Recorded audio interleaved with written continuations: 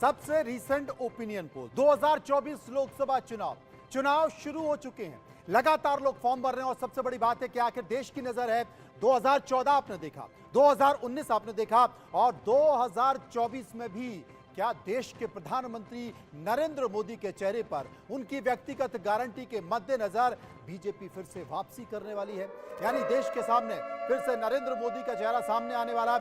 हमने opinion poll किया, देश के 3 बड़े जोन में ओपिनियन पोल किया और 308 सीटों पर ओपिनियन पोल किया। आपके सामने ताजा तस्वीरें दिखाई दे रही हैं। सटीक अनुमान देश का सबसे रीसेंट ओपिनियन पोल 308 सीटों का और 308 सीटों में एनडीए को मिल रही हैं 249 सीटें। आप देखिए, यानी कि बीजेपी को 221, एनडीए को जो बाकी के घटक दल हैं उनको 28, 249 सीटें और इंडिया गठबंधन को मात्र 28 सीटें। 31 सीट बाकी की जो पार्टियां हैं उन्हें मिल रही हैं। क्या अब भी मोदी का जलवा बरकरार है?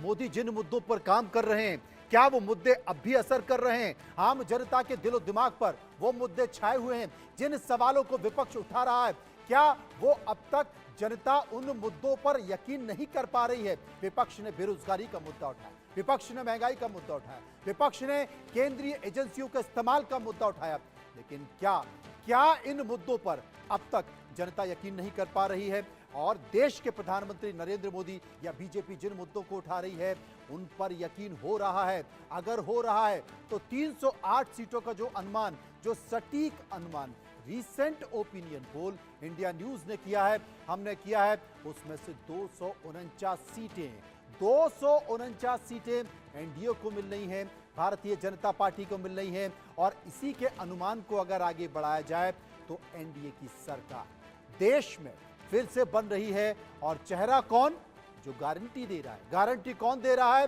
देश के प्रधानमंत्री नरेंद्र मोदी दे रहे हैं। मयंक सिंह जिन्होंने ओपिनियन पोल किया है। मयंक, सबसे पहले मैं आपसे समझना चाहता हूं, उसके बाद हम उस प्रदेश पर चलेंगे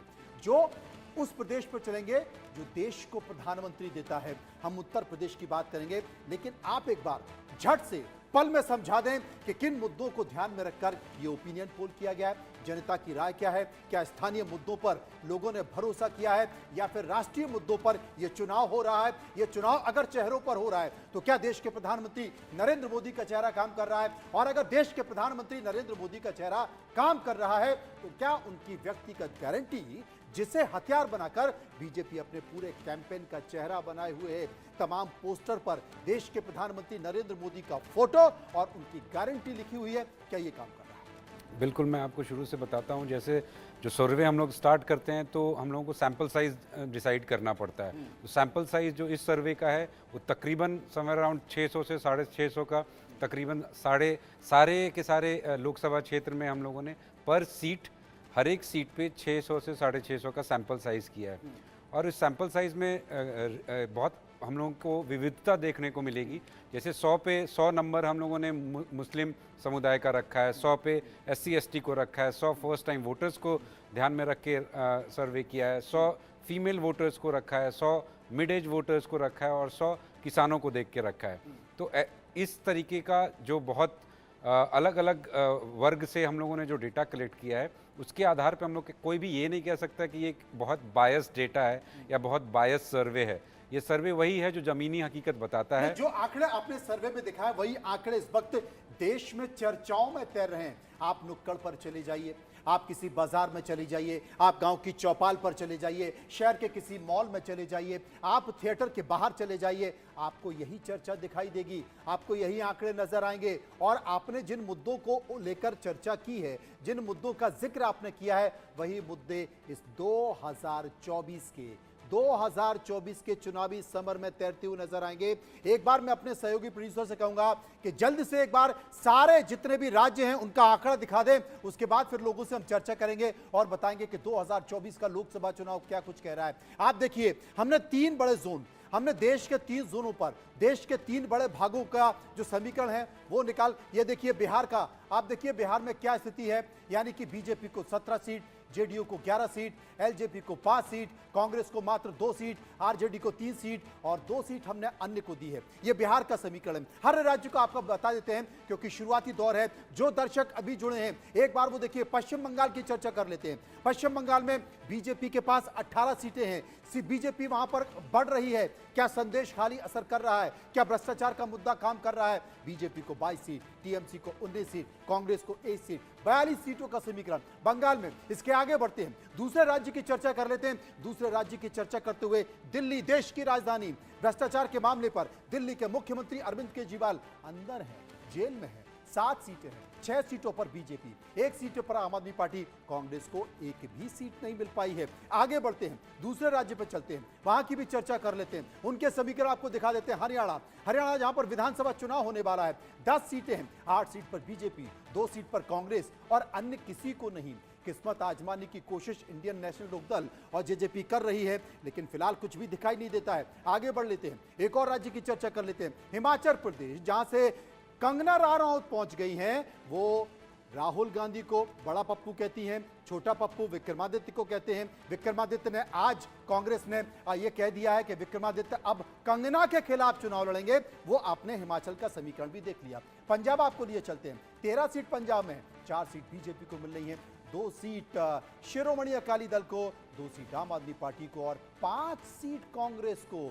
यहां कांग्रेस फायदे में दिखाई दे रही है, बड़ा असर कर रही है। आगे बढ़ते हैं, एक और राज्य में आपको लिए चलते हैं, उत्तराखंड की बात कर लेते हैं। 5 सीट है उत्तराखंड में, 5 सीट भारतीय जनता पार्टी को। यूसीसी लागू हुआ है। पुष्कर सिंह धामी ने साफ तौर पर कहा है कि पहला राज्य जो यूसीसी लागू करने वाला, क्या उसका असर है। मध्य प्रदेश लिए चलते हैं, 29 सीटें, 29 में से 28 पर बीजेपी, 1 पर कांग्रेस, यानी कि 2019 का समीकरण दोहराता हुआ नजर आ रहा है। लेकिन यहां नजर हटी तो छिंदवाड़ा में भी दुर्घटना घट सकती है। छत्तीसगढ़ 11 सीटें, बीजेपी की 10 सीट, 1 सीट कांग्रेस की, गुंजाइश नहीं। 2019 में 2 सीट कांग्रेस के पास थी, 9 सीट बीजेपी के पास थी, 1 सीट का नुकसान होता दिखाई दे रहा है।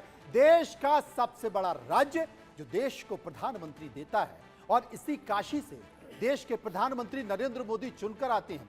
राम मंदिर का उद्घाटन भी हो चुका है, अयोध्या में हो चुकी है। पूरी देश और उत्तर प्रदेश में चर्चा वही हो रही है, वही चर्चा हो रही है उत्तर प्रदेश में। तो जो राम को लाए हैं हम उनको लेके आएंगे, तो उत्तर प्रदेश क्या वो असर दिखा पाएगा।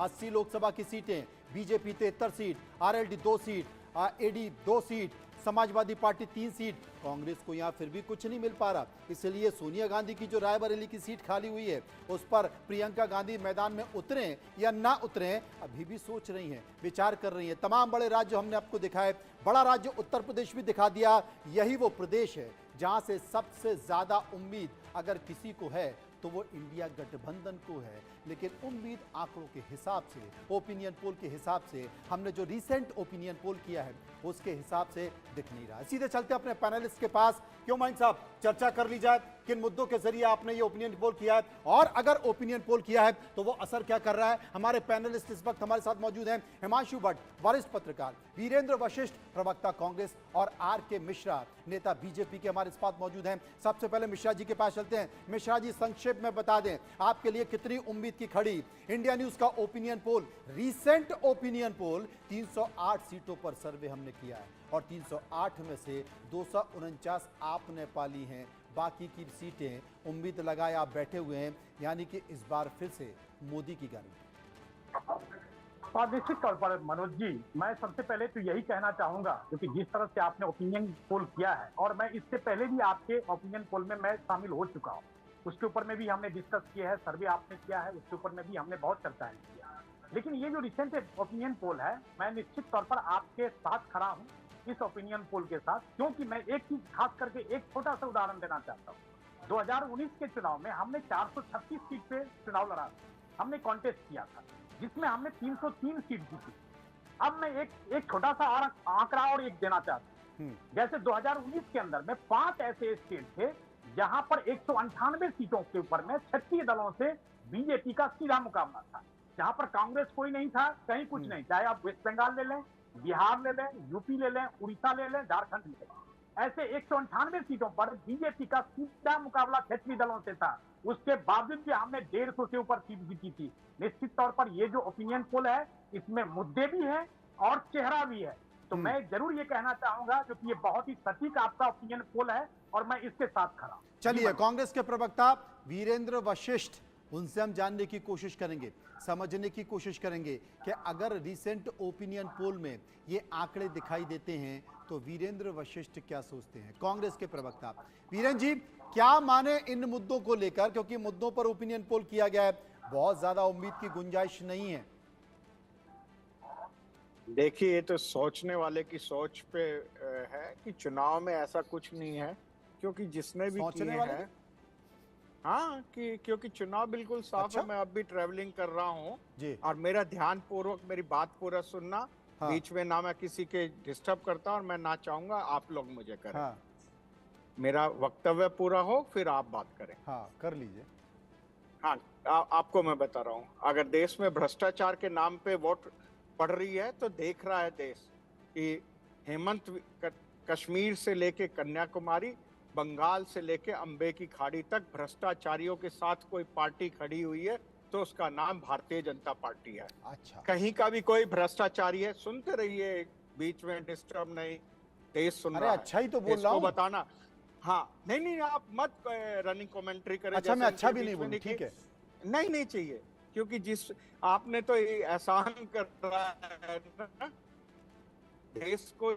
आपको पता है सीक्रेट, हमारे यहाँ सीक्रेट वोटिंग का प्रावधान है संविधान में, और कौन बताएगा जिस प्रकार से मैं आप लोग इतनी भी सीट दे रहे हो, पता नहीं कैसे दे दी आप लोगों की। चले तो जीरो दे सबको, पर देश का मूड अलग है। नेशन कह रहा है कि इस बार महंगाई जो बढ़ गई है उसके खिलाफ वोट दी जाएगी। जो नारे नरेंद्र मोदी ने देश को झूठ के रूप में दिए थे, इस बार देश हर झूठे नारे का बदला लेगा। जो जुमले दिए गए थे तो देश का युवा देख रहा है आखिर, और देश के युवा को केवल लाठियां मिलती है जब रोजगार में मांगने जाता है, या उसको बता दिया जाता है पकोड़े तलो।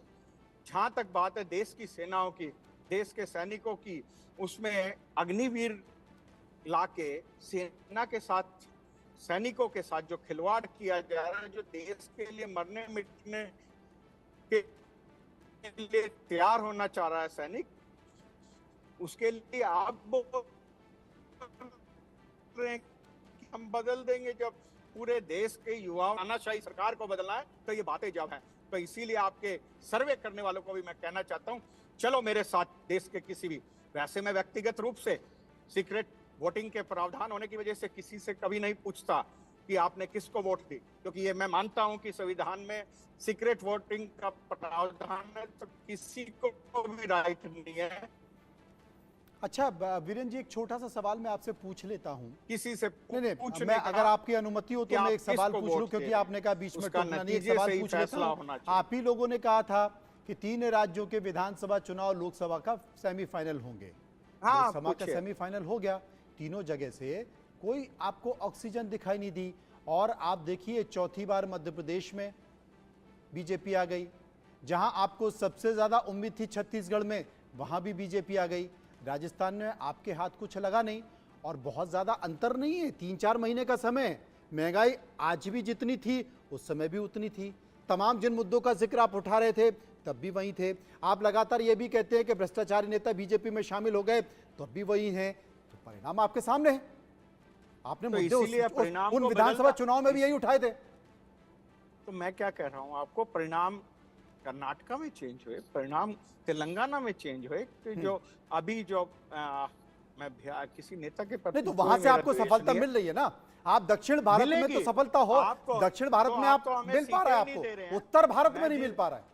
मैं हरियाणा से आता हूं। हरियाणा में आपके जो भाजपा के नेताओं को किस प्रकार का स्वागत किया जा रहा है, शायद आपको नहीं दिख पा रहा है। तो देश वो कहीं जा नहीं पा रहे, वोट नहीं मांग पा रहे, पुलिस के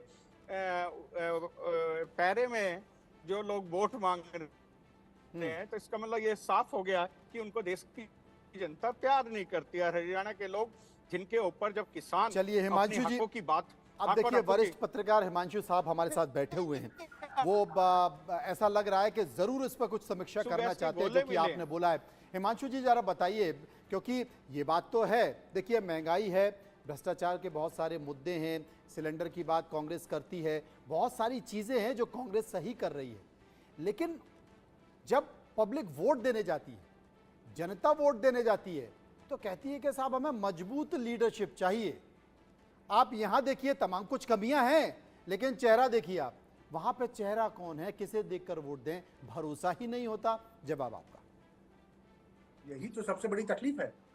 अभी तो इंडी गठबंधन बन ही रहा है साहब। देखिए आप उत्तर प्रदेश में हो क्या रहा है।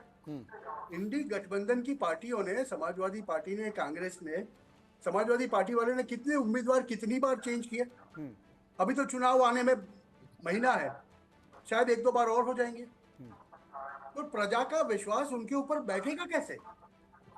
और ये तो ठीक है, ये कांग्रेस के प्रवक्ता जो महाशय जो बोल रहे थे, मेरे बुजुर्ग लगते हैं तो मैं उनको वडील कह के बोलूंगा, मगर हमने तो देखा है कि कांग्रेस ज्यादा करके दक्षिणी राज्यों में अच्छा करती आई। तो इंडी गठबंधन को तो 28 सीटें अभी तक आई है 308 में से, तो दक्षिणी 5 राज्यों को अगर हम ज्वाइन कर दे तो बोलेंगे कि वो सब हमारी सीटें होगी, मगर वहां भी उनको सरप्राइज मिलने जा रहा है। तो जमीनी तौर पे जो जमीन की बात कर रहे थे ना, वो हरियाणा में बता रहे थे कि इनको नहीं आने देते, वहां नहीं आने देते। 2-4 गांव होंगे ऐसे कि जहां पर एक फैमिली का बहुत अच्छा रुतबा होगा और वहां पर भाजपा के नेताओं को नहीं आने देते। तो इतने बड़े राष्ट्र के अंदर वो ऐसे तो काफी चीजें ऐसी है कि गुजरात में कई गांव है जहां राजपूत लोग भाजपा को नहीं आने देते। दूसरे ऐसे गांव है जहां पर अभी की स्थिति में वहां के आदिवासी लोग कांग्रेसियों को मार के भगा देते हैं। ये हमने तो देखा है, हम जमीन से ताल्लुक रखने वाले लोग हैं, तो हमें पता है। तो ये सब बातें करना स्टूडियो में आके और कहना कि आप मत बीच में बोलिए, आप मत टिप्पणी कीजिए, आप प्रजा के सामने जाइए ना, बात कीजिए इतनी, और रुतबे से बात कीजिए जिससे लोग आपकी बातों को सुने। वही और तो आप सवाल है सुनते ना, नहीं हैं। वही तो सवाल वीरेंद्र जी तकलीफ से हम तो कर वहाँ रहे हैं आती है कि ना भाई सर। जब इतने क्या- सारे मुद्दे क्या हैं मैं जवाब और दूं? आपको भरोसा इन मुद्दों पे, तो फिर क्यों राहुल गांधी अमेठी से वापस चुनाव नहीं लड़ते हैं? क्यों हमारे ही रायबरेली पत्रकार से को अगर बताया था। सोनिया गांधी चुनाव नहीं लड़ रही हैं, तो क्यों कांग्रेस को इतना वक्त लग रहा है कैंडिडेट देने में, उम्मीदवार चुनने में? आप ताल ठोकिए, आप आइए अपने पुराने प्रदेश में आइए और आप बोलिए कि महंगाई है, भ्रष्टाचार है, केंद्रीय एजेंसियों का इस्तेमाल हो रहा है और इस बार जनता आपके खिलाफ वोट करेगी, हमें वोट करने वाली है। आप लड़िए, लेकिन आप लड़ते भी नहीं है, आप भाग जाते हैं। आप अपने सबसे प्रिय प्रदेश, देखिए, सबसे अच्छा प्रदेश, जो कि आपका ही प्रदेश है, सालों तक गांधी परिवार को उसने अपने संसद में पहुंचाया, देश में उपस्थिति दर्ज की है, वहीं से आप भाग जाते हैं। हमारा कैंडिडेट वहां से कोई डिक्लेयर नहीं हुआ है और आप अपनी कमेंट्री देने लगे हैं कि ऐसा ये हाइपोथेटिकल सिचुएशन पे क्यों आप चर्चा कर रहे हैं? क्या अभी अमेठी या रायबरेली से हमने किसी और को कैंडिडेट कर दिया जो आपको ये कहां से किसने बताया कि अरे भाई हमारे कमाल नेता कर ने- रहे हैं, कहाँ अरे किसने? कमाल कर रहे हैं। सोनिया गांधी आप के बताओ दामाद कि कह रहे हैं कहाँ? कि भैया मैं लड़ना चाहता हूं, मुझे टिकट दे दो। भैया सबको अधिकार है, कांग्रेस के एक एक वर्कर को मांगने का अधिकार है। क्या कांग्रेस के किसी अमेठी के वर्कर को टिकट मांगने का अधिकार नहीं है क्या? लोकतंत्र है हमारे तो यहाँ। confusion कोई है। 2 आदमी 2.5 आदमी हमारे यहाँ फैसला नहीं करते हैं। कंफ्यूजन कोई नहीं है। यूपी की जब सीसी होगी उसके बाद निर्णय आएगा, फैसला होगा और कांग्रेस के वर्कर और नेता यूपी के वहीं से लड़ेंगे। आप चिंता मत करो। अच्छा, ये मान लिया आपको जाए, चिंता होनी मान लिया जाए कि चाहिए। गांधी परिवार दिल्ली- का जो सीट देखो, है आपको अगर अमेठी और चर्चा रायबरेली, करनी गांधी है, परिवार ही वहीं से चुनाव लड़ेगा, ये मान लें, आपकी बात मान लें। दिल्ली में ही बीजेपी ने क्या फैसला किया कि उसने मान लिया ना कि उसके सांसदों ने काम नहीं किया, इसीलिए बदलने पड़े। आपके सामने है। तो राजस्थान में इनके हालात क्या हैं? और मैं जो आपके विश्लेषक कह रहे थे कि एसी कमरे में या स्टूडियो में आके बात नहीं कर रहा हूं, अब भी मैं कैंपेन में चल रहा हूं और रोड से ही आपको ये डिबेट पे जुड़ा हूं। इसलिए क्या बात है, आपके विश्लेषक भी आजकल एक ही तरफ देख रहे हैं। आज देश की पीड़ा, देश के साथ खड़े होने की बात चाइना पे शांत वाली समझते हैं, आम आदमी को से- समझते हैं चे- और आम आदमी देखिए को मैं जानते बीच हैं में नहीं कि बोलता ये बात किसी कहनी के, पड़ती है आपको। बीच में नहीं बोलता, आप तो क्या मैं बात कर चाहूंगा रहे हैं? कि कोई मेरे बीच में, मेरे को ये है ना अरे मुर्गा कौन- आप लड़ाई में कौन कोई है? विश्वास नहीं आप करता। कौन है जो बोलते हैं कौन मेरे बीच में नहीं बोलेगा? आप किसी को गाली देते आप जाएंगे, आप किसी किसी को के, उपद्रव पहुंचा मैं के किसी के उपद्रव बीच करके में नहीं पहुंचाते बोलता, जाएंगे, ना मेरे और वो बीच आपको में बोलेगा कोई नहीं। बोले। ये आपने कांग्रेस में कैसे होता कहा? है और इसी की वजह से लोग आपको आप नहीं बोलिए, सहकारते, मेरे को आपकी बात का जवाब ही आपको नहीं वोट नहीं देते। अगर राहुल गांधी में ताकत है तो उन्हें कहिए अमेठी आ जाए, वहां से चुनाव लड़े। एक ही बार चुनाव हारे हैं, क्यों नहीं बोलते वहां जाके लोगों को? अमेठी के लोगों को जाके बोलो। इनकी कमेंट्री जब बंद हो जाए, जब आए भाजपा देश के भ्रष्टाचार कर रही है, क्योंकि मजबूत दोहराना है, आप हमारे प्रधानमंत्री साथ में को चाइना पे बात लड़िए उनके करें। साथ में। वीरेन जी आप यही तो प्रधानमंत्री फर्क है की कांग्रेस और बार बीजेपी में। लोकतांत्रिक ढंग से चुनाव यही लड़ते फर्क है हैं। कांग्रेस मैं नहीं बीजेपी में बोलूंगा, कि कांग्रेस और जब तक बीजेपी लोगों नब्ज का को फैसला समझती करते है हैं। और जब उसको लगता है भैया, नब्ज को ये समझते बीजेपी हुए कुछ नहीं जब समझती, उसको लगता है जुमलों की नब्ज को पार्टी है। समझते हुए कि मध्य प्रदेश में जुमलों की 20 साल पार्टी है। पुराना जुमलों की मुख्यमंत्री पार्टी जो है। कि सरकार के लिए उन्होंने ठीक ये नहीं कहा है तो मेरे एक पे, झटके तो में उनको बदल जवाब दिया जाता दूंगा। है। जब बीजेपी को लगता वो है नहीं समझते। कि हरियाणा का मुख्यमंत्री मनोहर खट्टर आगे आने वाले समय में काम चुनाव का के लिए नहीं ठीक है, नहीं है वो- तो वो- एक झटके में हाँ, बदल देती है। ये- जब बीजेपी ये को लगता अब है जनता कि लाल उन्हें कृष्ण बदल देगी, आडवाणी जनता अब उन्हें लोकसभा बदल के देगी। लिए मुफीद अब चेहरा मनोहर नहीं है खट्टर तो को हटाकर उन्होंने नरेंद्र बदल मोदी को ला हरियाणा जाती की है। जनता लेकिन उन्हें आप बदल देगी। सालों साल राहुल गांधी को चेहरे के तौर पर आगे कर रहे हैं, आप मना नहीं कर पाते। और ठीक कहते हैं प्रशांत किशोर कि अगर इस बार कांग्रेस मुंह खाती है, सरकार नहीं बनाती है, सीटें नहीं ला पाती हैं तो राहुल गांधी को हट जाना चाहिए। इसमें तकलीफ क्या है? कितनी बार लॉन्च करेंगे? बीजेपी जो बार बार कमेंट करती है। मिश्रा जी, अब आपका हो गया, मैं बोलूं? नहीं आपका नहीं हुआ, मिश्रा जी जी, का होगा। मनोज जी। आपका नहीं होगा, मिश्रा जी का होगा। मिश्रा जी बताइए। जी मनोज जी, देखिए हाँ। अभी कह रहे थे जो कि हमने 7 सीटों में से हमने 6 सीटों के ऊपर में प्रत्याशी बदल दिया। इनको पता होना चाहिए जो कि काम करें। हमें लगता है जो कि कार्यकर्ता हर एक को मौका देने की बात है। निश्चित तौर पर भाजपा इस तरह का मौका देती भी है। दूसरी बात, दिल्ली के अंदर में 7 सीटों के ऊपर में 4 पर आम आदमी पार्टी है और 3 पर कांग्रेस है। 3 पर कांग्रेस के जो कार्यकर्ता हैं वो कह रहे हैं कि अभी तक इनका कोई प्रत्याशी फाइनल नहीं हुआ है। चाहे आप उत्तर पश्चिम को लेकर के देख लें, चाहे अन्य कोई जो भी सीट इनको दिया गया है उनके ऊपर में, तो मुझे लगता है प्रत्याशियों के ऊपर में भी इस तरह की बातें चल रही है। दूसरी बात, इन्होंने एक महंगाई की बात की थी। मनोज जी आपको मैं बता दूं जो कि 4.85% जो 9 महीने में सबसे निचले स्तर पर रिटेल खुदरा महंगाई दर है। ये मैं नहीं कह रहा हूं बल्कि एक प्रतिष्ठित अखबार में भी छपा हुआ है।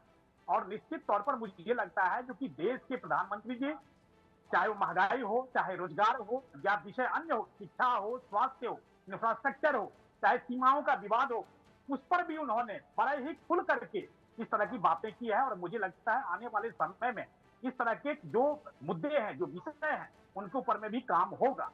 तो जहां पर आप जनता के लोकतंत्र के अंदर में कहते हैं क्योंकि जनता ही सर्वोपरि होता है, निश्चित तौर पर जब सर्वोपरि होता है, लेकिन आप जनता के जो मुद्दे हैं, जो बुनियादी बातें हैं, वो पारंपरिक राजनीति से आप उसका हल नहीं कर सकते।